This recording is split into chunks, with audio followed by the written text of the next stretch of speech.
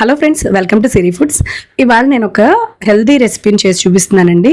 ఎన్నో వ్యాధులను నయం చేసి మనల్ని ఆరోగ్యంగా ఉంచే మునగాకుతోటి రోటి పచ్చడి ఎలా తయారు చేసుకోవాలో నేను చేసి చూపిస్తానండి. చేదు రాకుండా కమ్మగా ఎలా చేసుకోవాలో చూసేద్దాం.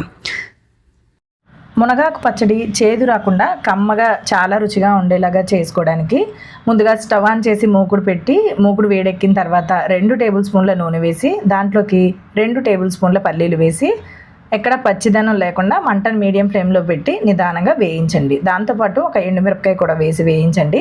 పల్లీలు బాగా వేగిపోయిన తర్వాత తీసేసి ఒక చిన్న గిన్నెలోకి తీసుకుని పక్కన ఉంచుకోండి. ఇప్పుడు అదే మూకుట్లో పచ్చడికి సరిపడా పచ్చిమిరపకాయలని, అంటే రోటి పచ్చళ్ళకి కొంచెం కారంగా ఉంటేనే బాగుంటుందండి. ఇక్కడ నేను 7 పచ్చిమిరపకాయలని ముక్కలు చేసి వేసుకుంటున్నాను. పచ్చిమిర్చి వేసి నూనెలో 1 నిమిషం ఉంచిన తర్వాత 2 మీడియం సైజ్ టమాటాలని ఇలా ముక్కలు చేసి వేసుకోండి. తర్వాత 6 లేదా 7 వెల్లుల్లి రేకలను వేసుకోండి. వెల్లుల్లి రెబ్బలు మాత్రం అసలు స్కిప్ చేయకండి. ఈ వెల్లుల్లి వేస్తేనే పచ్చడి టేస్టీగా ఉంటుంది.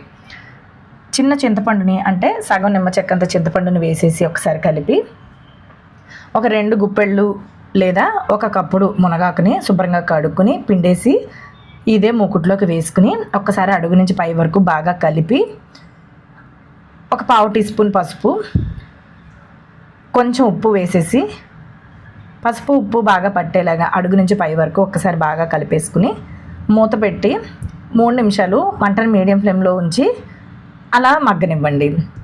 ఇలా చేయడం వల్ల మునగాకు కూడా కొంచెం మెత్తబడుతుంది, అలాగే టొమాటోలు బాగా మెత్తబడతాయి. ఇలా టొమాటో బాగా మెత్తబడిన తర్వాత స్టవ్ ఆఫ్ చేసి పూర్తిగా చల్లారనివ్వండి. చల్లారిన తర్వాత పచ్చడి చేసుకోవడానికి మిక్సీ జార్లోకి ముందుగా వేయించిన పల్లీలను వేసేసుకుని 1 చెంచాడు జీలకర్ర వేసి ఇలా గ్రైండ్ చేసుకోండి.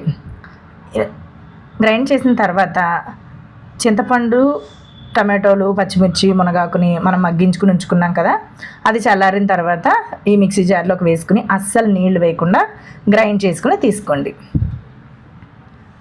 చూసారా, మనకి పచ్చడి ఈ విధంగా తయారైపోయింది. నీళ్లు వేస్తే పలచనైపోతుందండి, అస్సలు నీళ్లు వేయద్దు. ఇప్పుడు ఈ పచ్చడికి పోపు పెట్టేసుకున్నామంటే మనకి కమ్మగా ఉండే మునగాకు పచ్చడి తయారైపోతుంది.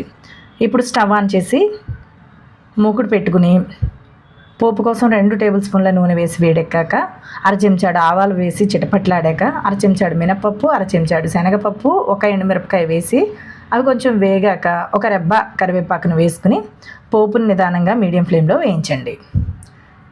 పోపు బాగా వేగిన తర్వాత మనం మిక్సీ జార్లో గ్రైండ్ చేసుకుని ఉంచుకున్న ఆ పచ్చడిని ఆ పోపులోకి వేసేసి అడుగు నుంచి పై వరకు 1 నిమిషం ఆ విధంగా మిక్స్ అయ్యే విధంగా కలిపేసి స్టవ్ ఆఫ్ చేసేసి ఈ పచ్చడిని వేరొక బౌల్లోకి తీసేసుకుంటే చక్కగా కమ్మగా చేదు లేకుండా మంచి టేస్ట్ తోటి మునగాకు పచ్చడి తయారైపోతుందండి. చాలా రుచిగా ఉంటుంది. ఒకసారి ట్రై చేసి చూడండి. మునగాకు తినడం వల్ల చాలా ఆరోగ్య లాభాలు ఉంటాయండి. ఇంతేనండి, మునగాకు పచ్చడి తయారైపోయింది కదా. ఈ వీడియో చూసి మీరు ఇంట్లో ట్రై చేస్తే కనుక మీకు ఈ మునగాకు పచ్చడి ఎలా వచ్చింది, అలాగే మీకు నచ్చిందా లేదా అనేది నాకు తప్పకుండా తెలియచేయండి. అలాగే ఇది అన్నంలోకే కాకుండా ఇడ్లీ, దోశ లాంటి టిఫిన్లో కూడా చాలా బాగుంటుంది. ఇలాంటి రెసిపీస్ని చాలా ఈజీగా నేర్చుకోవాలి అనుకుంటే సిరి ఫుడ్స్ ఇన్ తెలుగు ఛానల్ని సబ్స్క్రైబ్ చేసుకోవడం మాత్రం మర్చిపోకండి. మరో మంచి రెసిపీతో మరొక వీడియోలో మళ్ళీ కలుద్దాం.